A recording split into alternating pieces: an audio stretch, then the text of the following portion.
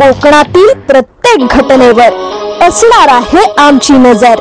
शेती, राजकारण, समाजकारण, क्रीडा, मनोरंजन आणि बरंच काही। आपण पाहताय कोकणातील वेगवान news channel KK news Konkan.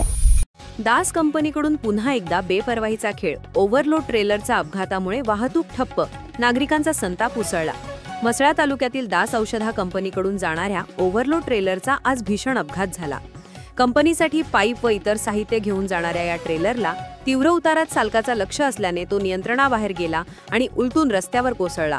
ट्रेलरमधील सर्व पाईप रस्त्यावर पसरल्यामुळे वाहतूक कोंडीचा प्रचंड गोंधळ उडाला। माणगावकडून येणारी संपूर्ण वाहतूक ठप्प झाली असून अनेक एसटी बस व प्रायव्हेट वाहने गोरेगाव मार्गे वळवण्यात आली। या घटनेमुळे स्थानिक नागरिकांमध्ये तीव्र नाराजीचे वातावरण आहे। स्थानिकांचा आरोप आहे की दास कंपनीकडून वारंवार ओव्हरलोड गाड्या या मार्गावरून धाडिया जातात। यामुळे रस्त्यांची दुर्दशा होत असून अपघातांची मालिका थांबत नाही। नागरिकांनी या विरोधात अनेक वेळा आंदोलन केले तरीही प्रशासन व कंपनी दोघेही कानाडोळा करत असल्याचे स्थानिकांनी सांगितले। एका नागरिकाने रोष व्यक्त करत सांगितले की आम्ही अनेकदा सूचना दिल्या पण दास कंपनीचा मुजोरपणा काही थांबत नाही। आता जर प्रशासनाने कारवाई केली नाही तर आम्ही तीव्र आंदोलनाचा इशारा देतो।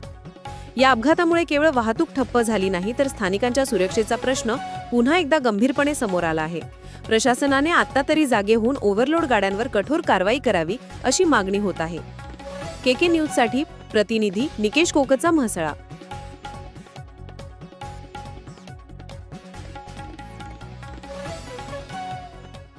आपल्या परिसरातील महत्त्वाच्या बातम्या पाहण्यासाठी आजच आमच्या केके न्यूज मराठी चॅनलला सबस्क्राइब करा आणि बाजूचा बेल आयकॉनचं बटन प्रेस करा।